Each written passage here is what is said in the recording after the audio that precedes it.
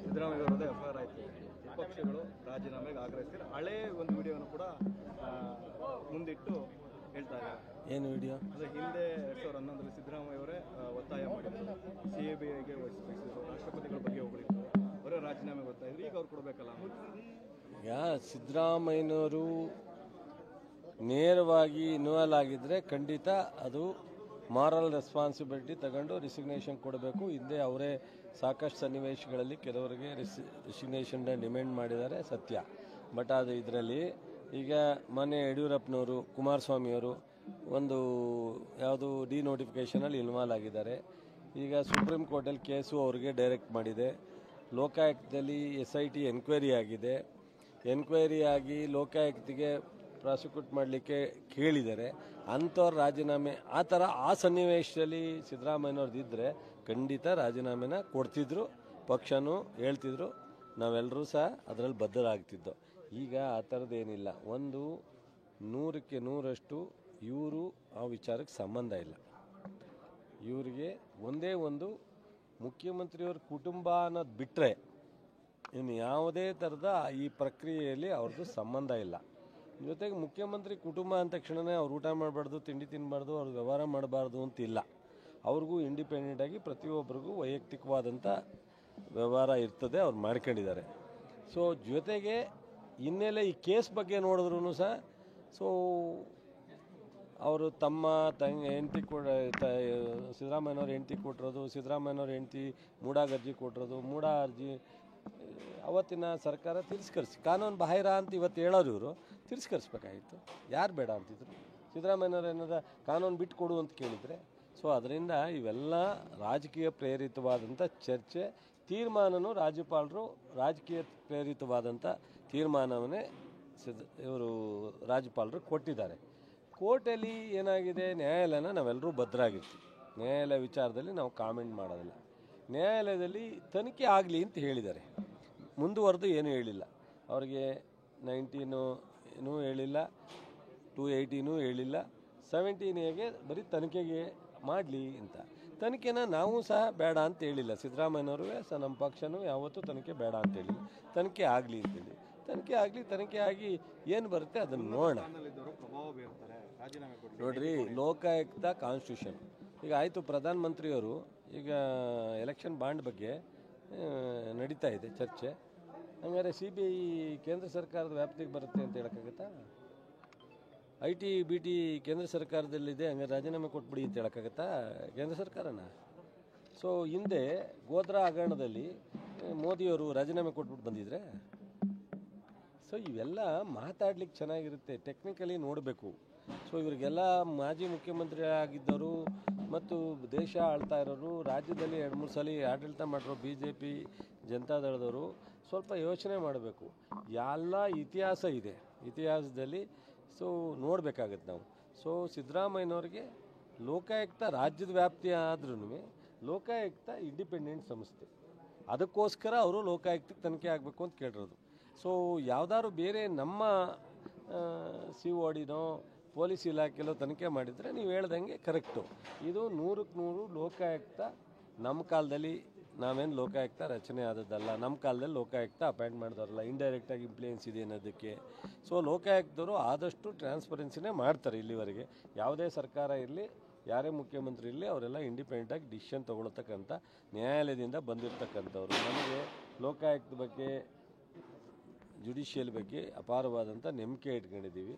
100ಕ್ಕೆ 100 ಅವರು ಮಾಡ್ತಾರೆ. ಅದ್ರ ಬಗ್ಗೆ ನಮಗೆ ಚುನಾವಣಾ ಬಾಂಡಿಗೆ ಸಂಬಂಧಪಟ್ಟಂತೆ ನಿರ್ಮಲಾ ಸೀತಾರಾಮನ್ ಸೇರಿದಂತೆ ಕೆಲವಷ್ಟು ಜನರ ವಿರುದ್ಧ FIR ಕೂಡ ಆಗಿದೆ. ದೊಡ್ಡ ಹಗರಣ ಅದು. ಅದ್ರ ಬಗ್ಗೆ ನಾವು ಮೊದಲಿಂದನೂ ಸಹ ಆಗ್ರಹ ಪಡಿಸ್ತಾ ಇದ್ದೀವಿ. ಸೊ ತನಿಖೆ ಆಗಬೇಕಾಗಿದೆ ರಾಷ್ಟ್ರ ಮಟ್ಟದಲ್ಲಿ. ಇದು ಈಗ ಅವ್ರು ಹೇಳ್ದಂಗೆ CBI ಅವ್ರ ಕೈಲಿದೆ, ED ಅವ್ರ ಕೈಲಿದೆ. ನಾವು ಯಾರ ಹತ್ರ ಹೋಗೋದು? ಸುಪ್ರೀಂ ಕೋರ್ಟ್ಗೆ ಒಂದು ಹೋಗ್ಬೋದು ಅಷ್ಟೇ. ನ್ಯಾಯಾಲಯ ಒಂದು ಬಿಟ್ಟು ಏನೂ ಮಾಡೋಕ್ಕಾಗಲ್ಲ. ನೋಡೋಣ, ನಡೀಲಿ, ಅದೇನೇನು ನಡೀತದೆ. ಸೊ ಈಗ ಆಲ್ರೆಡಿ ಅವ್ರಿಗೂ FIR ಹಾಕಲಿಕ್ಕೆ ಇದಾಗಿದೆ, ನಿರ್ಮಲಾ ಸೀತಾರಾಮನ್ ಮತ್ತು ಉಳಿದಂಥವ್ರಿಗೆ. ಸೊ ಅದನ್ನು ಈಗ ಅವರು ರಾಜೀನಾಮೆ ಕೊಡಬೇಕಾಗುತ್ತಲ್ಲ. ಕುಮಾರಸ್ವಾಮಿಯವರು ಕೇಸ್ ಇದೆ, ಅವರು ರಾಜೀನಾಮೆ ಕೊಡಬೇಕಾಗುತ್ತಲ್ಲ. ಸೊ ಈ ಥರ ಈಗ ಯಡಿಯೂರಪ್ಪನವರೇನೋ ಇಲ್ಲ ಯಾವುದು ಪವರಲ್ಲಿರೋರು ಮಾಡಬೇಕಾಗತ್ತಲ್ಲ. ಅದರಿಂದ ಒಂದು ಕಡೆ ಎಲ್ರಿಗೂ ಒಂದೇ ನ್ಯಾಯ, ಒಬ್ರಿಗೊಂದು ಮಾಡಲಿಕ್ಕಾಗಲ್ಲ. ಸೊ ಅದರಿಂದ ಈಗ ಫೀಲ್ಡಿಗೆ ಬಂದುಬಿಟ್ಟಿದೆ, ಕುಮಾರಸ್ವಾಮಿ ಅವರು ಹೇಳ್ದಂಗೆ ಫೀಲ್ಡಿಗೆ ಬಂದುಬಿಟ್ಟಿದೆ. ನೋಡೋಣ, ನೆಟ್ಲಿ ಫೈಟ್ ಮಾಡೋಣ. ಅಳಿಸಲು ಕೇಸು ಬಿಡಾಡಿ ಮಂತ್ರಿಗಳು ಕೂಡ ಮಾತಾಡ್ತಾರೆ ಕುಮಾರಸ್ವಾಮಿ ಅವರು ಹೇಳ್ತಾರೆ. ಅಳಿಸಲು ಕೇಸು ಬಿಡಾಡಿ ಮಂತ್ರಿಗಳು ಮಾತಾಡ್ತಾರೆ. ಅಯ್ಯೋ, ಅವ್ರು ಮಾತ್ರ ಭಾಳ ಇದು, ನಾವೆಲ್ಲ ಬಿಡಾಡಿಗಳು. ಸೊ ಅವ್ರು ಮಾತ್ರ ಅವ್ರು ಮುಖ್ಯಮಂತ್ರಿ ಆಗಿದ್ದಾಗ ಏನು ನಡೀತು, ಅವರೇನು ಮಂತ್ರಿ ಆಗಿರಲಿಲ್ಲ ಪಾಪ, ಅವ್ರು ಡೈರೆಕ್ಟಾಗಿ ಮುಖ್ಯಮಂತ್ರಿ ಆಗಿಬಿಟ್ರು. ಬೇರೆಯವರೆಲ್ಲ ಮಂತ್ರಿಯಾಗಿ ಮುಖ್ಯಮಂತ್ರಿಗಳಾಗಿದ್ದಾರೆ, ಅವ್ರು ನೇರವಾಗಿ ಮುಖ್ಯಮಂತ್ರಿ ಆಗಿಬಿಟ್ಟಿದ್ದಾರೆ ಪ್ರಧಾನಮಂತ್ರಿ ಹಂಗೆ. ಈಗ ಕೇಂದ್ರದಲ್ಲಿ ಮಂತ್ರಿ ಆಗವ್ರೆ, ಅವರು ಕೇಂದ್ರಕ್ಕೆ ಪಾಪ ರಾಜ್ಯಕ್ಕೆ ಮುಖ್ಯಮಂತ್ರಿ ನೇರವಾಗಿ ಆಗಿದ್ದರು. ನೋಡ್ರಿ, ಅವರು ತಿರುಗಿ ನೋಡಲಿ, ನೆನೆ ಹೇಳವ್ರೆ ನಮ್ಮ ತಂದೆ ಕಣ್ಣೀರು. ಯಾರು ತಂದೆ ಕಣ್ಣೀರು ಹಾಕ್ಸಿರೋರು ನೋಡ್ರಿ. ರಾಜ್ಯದಲ್ಲಿ ಒಂದು ಸತ್ಯ ಹೇಳ್ತೀನಿ, ತಿಳ್ಕೊಳ್ಳಿ. ದೇವೇಗೌಡರ ಬಗ್ಗೆ, ದೇವೇಗೌಡರಿಂದ ನೂರಾರು ಜನ ರಾಜಕಾರಣಿಗಳು ಕಣ್ಣಲ್ಲಿ ನೀರು ಹಾಕಿದ್ದಾರೆ. ಆದರೂ ಯಾರೂ ದೇವೇಗೌಡರ ಬಗ್ಗೆ ಇಲ್ಲಿವರೆಗೆ ಹಿಂತಿರುಗಿಕೊಂಡು ಅವ್ರ ಬಗ್ಗೆ ಯಾರೂ ಮಾತಾಡಿಲ್ಲ.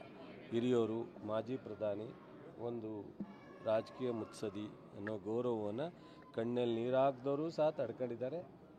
ಭಾಳಷ್ಟು ಜನ ಅವ್ರ ಬಗ್ಗೆ ಇವತ್ತು ಗೌರವ ಇಟ್ಕೊಂಡಿದ್ದಾರೆ. ಏನಾದರೂ ಅವ್ರ ಕಣ್ಣಲ್ಲಿ ನೀರು ಬಿದ್ದಿರೋದಕ್ಕೆ ಕಾರಣ ಇದ್ದರೆ ಅವ್ರ ಕುಟುಂಬ, ಅದನ್ನೆಲ್ಲ ಹೇಳಲೇಬೇಕು ಅನ್ನಂಗಿದ್ರೆ ಮಾತಾಡೋಣ. ಅದರ ಅವಶ್ಯಕತೆ ಇಲ್ಲ ಅಂತ ನಾನು ಅಂದ್ಕೊಂಡಿದ್ದೀನಿ. ಅವ್ರಿಗೆ ಮತ್ತೆ ನಾನು ನೋವು ಬರೋದು ಬೇಡ. ಅದು ಬೇರೆ ರಾಜಕಾರಣಿಗಳ ಕಣ್ಣಲ್ಲಿ ನೀರು ತರಿಸಲಿಕ್ಕೆ ಫ್ಯಾಮಿಲಿ ಕಾರಣ. ಆದರೆ ದೇವೇಗೌಡರ ಕಣ್ಣಲ್ಲಿ ನೀರು ಬರ್ಸ್ಲಿಕ್ಕೆ ಅವ್ರ ಫ್ಯಾಮಿಲಿನೇ ಕಾರಣ. ಅದೇನು ಅಂತೇಳಿ ನಿಮಗೂ ಗೊತ್ತಾಗುತ್ತೆ, ಕುಮಾರಸ್ವಾಮಿ ಅವ್ರಿಗೂ ಗೊತ್ತು. ನಾವು ಅದನ್ನು ಚರ್ಚೆ ಬೇಡ, ಚರ್ಚೆ ಹೋಗೋದು ಬೇಡ. ಅವ್ರು ಹೇಳೋರಲ್ಲ ಸರಿಯಾಗಿ ಉತ್ತರವಾ? ಹಾಂ, ಪತ್ರ ಬರೆದಿದ್ದಾರಲ್ಲ, ಸಾಕಲ್ವಾ? ಹಾಂ, ಯಾರ ಮೇಲೆ ಏನು ಬೇಕಾದ್ರೂ ಹೇಳ್ತೀನಿ ಅಂತಾರೆ ಕುಮಾರಸ್ವಾಮಿ ಅವ್ರು. ಮಾತಾಡಲಿ ಬನ್ನಿ.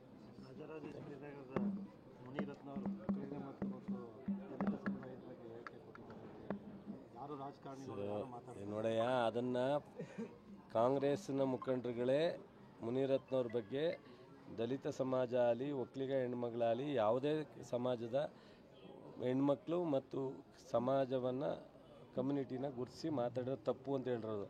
ಅದಕ್ಕೆ ಅಶೋಕು ಹೇಳಿಲ್ಲ, ಡಿ ಕೆನೂ ಹೇಳಿಲ್ಲ, ಯಾರು ನಮ್ಮ ಗ್ರೇಟ್ ಚಿಕ್ಕಮಗಳೂರು CT ರವಿಯವರು ಹೇಳಿಲ್ಲ. ಸೊ ಅವ್ರಿಗೂ ಒಂದು ದಿವಸ ಎಲ್ಲ ಇದ್ರ ಪಶ್ಚಾತ್ತಾಪ ಪಡುವಂಥ ಸನ್ನಿವೇಶಗಳು ಬರ್ತೀವಿ. ಥ್ಯಾಂಕ್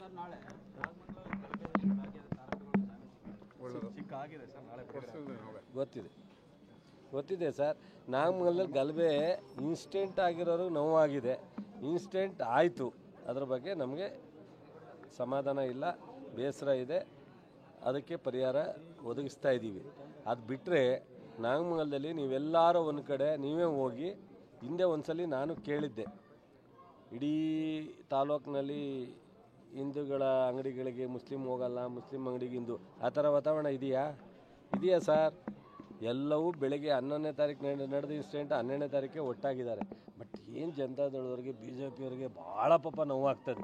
ಕೆಲವರು ನಿದ್ದೆನೇ ಮಾಡ್ತಾಯಿಲ್ಲ. ಇದೇನು ಕೆರಗೋಡು ಮುಗ್ದೋಯ್ತು, ನಾಗಮಂಗಲನೂ ಏನೂ ಸದ್ದಿಲ್ಲ, ಹೆಂಗೆ ಇದು ಅಂತ ಹೇಳಿ ಪಾಪ ಏನಯ್ಯ ಭಾಳ ಒದ್ದಾಡ್ತಾವ್ರೆ. ಅಯ್ಯೋ, ನಿಮ್ಮ ಲೀಡ್ರ್ಗಳೆಲ್ಲ ಇವು ಪಾಪ ಅವ್ರು ನೋಡಿದ್ರೆ ನನಗೂ ಹೊಟ್ಟೆ ಉರಿತದೆ. ಏನು ಅವ್ರಿಗೆ ಮಂಡ್ಯದಲ್ಲಿ ನೆಮ್ಮದಿಲಿ ಇರೋದು ಬೇಕೇ ಇಲ್ಲ.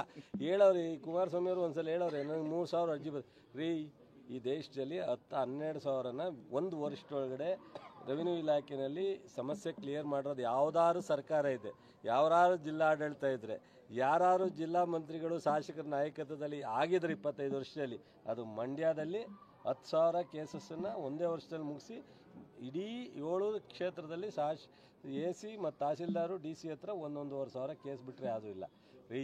ರಾಮನಗರದಲ್ಲಿ ಶಾಸಕರಾಗಿ ಇದ್ದಾಗ ಏನಾಗಿದೆ ಅಂತ ನೋಡಿದ್ದೀವಿ, ಚನ್ನಪಟ್ಟಣ ಏನು ನೋಡಿದ್ದೀವಿ. ಹೋಗಿ ಸ್ವಲ್ಪ ನೀವೆಲ್ಲ ಸ್ಟೋರಿ ಮಾಡ್ಕೊಂಬನ್ನಿ. ಕುಮಾರಸ್ವಾಮಿಯವರೇ ದಯಮಾಡಿ ಇದೆಲ್ಲ ಬಿಟ್ಟು ಸ್ಟೀಲು ಎಂಥದ್ದು ಮೇಜರ್ ಇಂಡಸ್ಟ್ರೀಸ್ ಮಾಡಿ, ನಾವು ನಮ್ಗೇನು ಬೇಜಾರಿಲ್ಲ. ನಿಮ್ಮ ಕೈಲಾದದ್ದು ಮಂಡ್ಯಕ್ಕೂ ಸಹಾಯ ಮಾಡಿ. ಬೇಡ ಈ ಕುಮಾರಸ್ವಾಮಿಯವರೇ ಇವೆಲ್ಲ ಹೇಳಿಕೆ, ಹಿಟ್ ಆ್ಯಂಡ್ ರನ್ನು ಇವೆಲ್ಲ ಬೇಡ.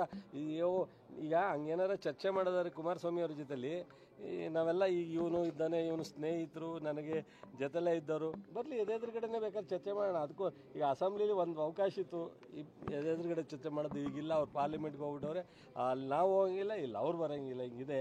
ಹಂಗೇನಾರು ಅವರ ಚರ್ಚೆ ಮಾಡಲೇಬೇಕು ಅನ್ನೋ ಅಭಿಪ್ರಾಯ ವ್ಯಕ್ತಪಡಿಸೋದಾದರೆ ನಾವು ಅವ್ರ ಜೊತೆಲಿ ಇದ್ದೀವಿ. ಬಟ್ ಆದರೆ ಇವ್ರು ಮಾತಾಡೋದ್ರಿಂದ ಮಂಡ್ಯ ಜಿಲ್ಲೆಗಾಗಲಿ ಅಥವಾ ರಾಜ್ಯದ ಅಭಿವೃದ್ಧಿಗಾಗಲಿ ಹಿನ್ನಡೆ ಆಗೋದು ಬೇಡ. ಸಮಾಧಾನವಾಗಿ ಕೆಲಸ ಮಾಡಕ್ಕೆ ಹೇಳಿ, ಅವ್ರಿಗೆ ಒಳ್ಳೆ ಅವಕಾಶ ಇದೆ. ಕೊಪ್ಪಳ ಗ್ರಾಮಕ್ಕೆ ಭೇಟಿ ಕೊಟ್ಟಿದ್ರು. ಕೆಲವೊಂದಿಷ್ಟು ವಿದ್ಯಾರ್ಥಿಗಳು ಗ್ರಾಮವನ್ನು ತೋರಿಸಿದ್ದಾರೆ, ಕೆಲವಷ್ಟು ಬಂದಿಲ್ಲ ಅಂತ. ಏನಾಗಿದೆ ನೋಡ್ರಿ, ಇವ್ರಿಗೆ ಜನತಾದಳದವರು ಅವರನ್ನು ಬರಬೇಡಿ ಅನ್ನೋದು, ಪೊಲೀಸ್ನವ್ರಿಗೆ ಇಂಡೈರೆಕ್ಟಾಗಿ ಫೋನ್ ಮಾಡಿ ಅರೆಸ್ಟ್ ಮಾಡಿ ಅನ್ನೋದು, ಈ ಥರದ್ದೆಲ್ಲ ಹೇಳ್ಕೊಂಡು ಕನ್ಫ್ಯೂಸ್ ಮಾಡ್ಕೊಂಡವ್ರೆ. ನಾವು ಇವತ್ತೇ ಹೇಳಿದ್ದೀವಿ ಯಾರನ್ನೂ ಅರೆಸ್ಟ್ ಮಾಡಲ್ಲ ಅಂತ. ಬದ್ರಿಕೊಪ್ಪಳಿಗೆ ಹೋದಾಗಲೂ ಹೇಳಿದ್ದೀವಿ. ಸೊ ಬೇಲು ಆಗುತ್ತೆ, ಅರೆಸ್ಟು ಮಾಡಲ್ಲ. ಸರ್ಕಾರ ಬೇಲ್ ಆಗದಂಗೆ ನೋಡ್ಕೊಳ್ಳೇಬೇಕು ಅಂದರೆ, ನಿಮಗೂ ಗೊತ್ತಿದೆ ಕಾನೂನಲ್ಲಿ ಜುಡಿಷಿಯಲಿ ಪ್ರೆಸೆಂಟೇಷನ್ ಸರಿಯಾದ ರೀತಿ ಗೌರ್ಮೆಂಟ್ ಅಡ್ವೊಕೇಟು ಸ್ಟ್ರಾಂಗಾಗಿ ಕೊಟ್ಟು, ಈ ಇನ್ಸಿಡೆಂಟು ಕಾರಣಾಂತರದಿಂದ ಆಗಿದೆ, ಯಾರು ಕಾರಣಕರ್ತರೋ ಅವ್ರ ಮೇಲೆ ನಾವು ಕ್ರಮ ತಗೋಬೇಕಾಗುತ್ತೆ. ಬಟ್ ಆದರೆ ಎಲ್ಲರೂ ಕಾರಣರಲ್ಲ ಅನ್ನೋದನ್ನು ಅರ್ಥ ಮಾಡ್ಕೊಂಡು ಬೇಲ್ ಆಗಲಿಕ್ಕೆ ಯಾವುದೇ ಥರದ ಸರ್ಕಾರದಿಂದ ಅಡಚಣೆ ಕೊಡದಲೇ ಒಂದು ವಾರಕ್ಕಿಂತ ಇನ್ಸ್ಟೆಂಟಲ್ಲಿ ಬೇಲ್ ಆಗೋದು ಸತ್ಯನೇನ್ರಿ? ಸಾಧ್ಯನಾ? ಆಗಿದೆ. ಸೊ ಇಲ್ಲಿ ಜನತಾದಳದವ್ರಿಗೆ BJP ಕೆಲವು ಮುಖಂಡರುಗಳಿಗೆ ನಿದ್ದೆ ಬರ್ತಾ ಇಲ್ಲ ಈ ಕೇಸ್ನಲ್ಲಿ. ನಾನು ಹೋಗಿ ಬದ್ರಿಕೊಪ್ಪಲವ್ರಿಗೆ ಹೇಳಿದ್ರು ಅವರು ಎದುರ್ಕೊಂಡು ಅವ್ರು ಹೇಳ್ತಾರೆ ಇವ್ರು ಹೇಳ್ತಾರೆ ಅಂತ ಎದುರ್ಕೊಂಡ್ರೆ ನಾನು ಏನು ಮಾಡಲಿ? ಈಗ ಬೇಲಾಗಿದೆ, ಅವರು ವಾಪಸ್ ಬರ್ತಾರೆ ನಾಳೆ, ಇವರು ವಾಪಸ್ ಬನ್ನಿ ಅಂತ ಹೇಳಾಗಿದೆ. ಅದ್ರ ಮೇಲೆ ಆ ಹುಡುಗರುಗಳು ಯೋಚನೆ ಮಾಡಬೇಕು. ಸರ್, ನಿಮಗೆ ವರದಿ ಸಲ್ಲಿಕೆ ಆಗಿದೆ ಸರ್ ಜಿಲ್ಲಾಡಳಿತದಿಂದ, ಯಾವಾಗ ಆಗ್ಬೋದು ಸರ್? ಏನು ಅಂದರೆ ಏನೇನೆಲ್ಲ ಲಾಸಸ್ ಆಗಿದೆ ಏನು ಅನ್ನೋದ್ರ ಬಗ್ಗೆ ಈ ವಾರದೊಳಗಡೆ ಪೇಮೆಂಟ್ ಕೊಡ್ತೀವಿ. ಅಲ್ಲ, ವೈಯಕ್ತಿಕವಾಗ ಅಥವಾ ಸರ್ಕಾರ ವೈಯಕ್ತಿಕವಾಗಿ ಎರಡೂ ಅಟ್ ಎ ಟೈಮ್ ಕೊಡಬೇಕು. ಯಾಕೆ ನಾನು ವೈಯಕ್ತಿಕವಾಗಿ ಇಲ್ಲಿವರೆಗೂ ಕೊಟ್ಟಿಲ್ಲ ಅಂದರೆ, ಸರ್ಕಾರ ಕೊಟ್ಟಾಗ ಒಂದು ಸ್ವಲ್ಪ ಹೆಚ್ಚು ಕಡಿಮೆ ಆಗಿದ್ದರೆ ಅದನ್ನು ಮ್ಯಾನೇಜ್ ಮಾಡಿ ಕೊಡೋಣ ಅಂತ ಅಷ್ಟೇ.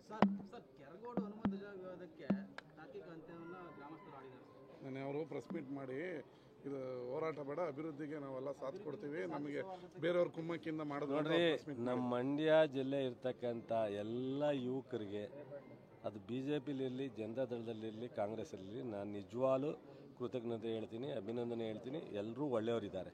ಎಲ್ಲೋ 4 ಜನ ಇದ್ದೇ ಇರ್ತಾರೆ.